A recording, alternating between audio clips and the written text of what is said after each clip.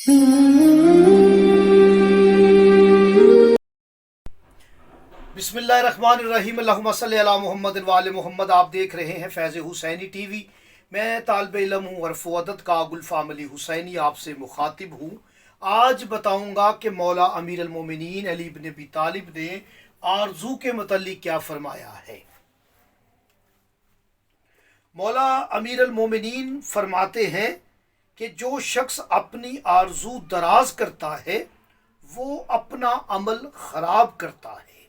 मेरे मौला व आका ने नहजुल बलागा में फरमाया, जो शख्स आरज़ू की लगाम पकड़कर चलता है वो अपनी मौत की ठोकर से गिर पड़ता है। एक और जगह मेरे मौला व आका फरमाते हैं, अगर इंसान मौत को अपने अंजाम को देखे, अगर इंसान अपनी मौत को अपने अंजाम को देखे तो फिर यकीनन आरज़ू और अपने गरूरो पिंदार को बुरा समझने लगे। मौला फरमाते हैं, अगर इंसान मौत को और अपने अंजाम को देखे तो यकीनन आरज़ू और अपने गरूरो पिंदार को बुरा समझने लगे। आइए अब मैं आपको आरज़ू दराज करने से किस तरह आप बाज रह सकते हैं, आप आरज़ू के चुंगल से कैसे बच सकते हैं, इल्मे अदद में देखते हैं।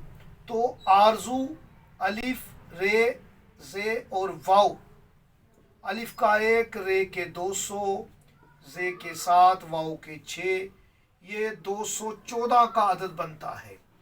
आरज़ू का अदद 214 है। यही अदद जो है ये दरूद का अदद है। आप देखें, दाल, रे, वाव और दाल,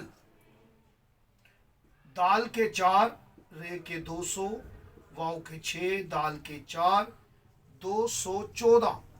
ये 214 अदद आरज़ू का अदद है। आप मोहम्मद व आले मोहम्मद अलैहिस्सलाम पर दरूद कसरत से भेज के आरज़ू के दराज होने से बच सकते हैं। आरज़ू आपकी लंबी नहीं होगी। आरज़ू अगर लंबी हुई तो आपका अमल ख़राब होगा। अपने अमल को ख़राब होने से बचा सकते हैं आप मोहम्मद व आले मोहम्मद पर दरूद भेज के। अल्लाहुम्मा सल्ली अला मुहम्मद।